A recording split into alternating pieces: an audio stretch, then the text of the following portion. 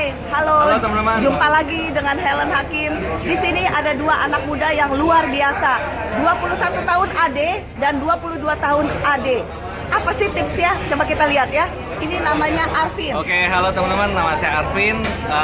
Lahir tahun 95. Nah, gue Kenny, lahir 94. Ini agentnya, ini leadernya. Iya. Luar biasa. Anak-anak muda ini kasih tips dong buat anak-anak muda milenial lainnya yang di Prudential.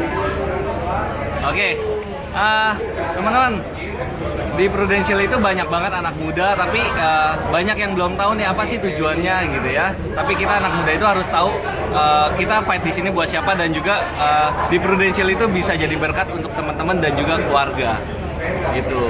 Jadi kita fight itu untuk keluarga kita, biar kita bukan cuma sekedar minta uang aja, tapi kita bisa kasih uang ke orang tua kita. Wow, luar biasa. Untuk orang tua, menyenangkan orang tua ya. Yap. Di sini di MYLC banyak sekali anak muda, teman-teman. Ini satu lagi leadernya, Kenny. Tahun 94, lahirnya. Lahir tahun 94, hari ini sudah Ade. Ya. Bagaimana tipsnya buat orang-orang di luar sana? Halo orang teman-teman, Prudential? mungkin teman-teman yang udah join di Prudential nih, mungkin yang hari ini anak-anak muda, kenapa sih akhirnya kita mutusin buat kenapa sih harus sukses di usia muda?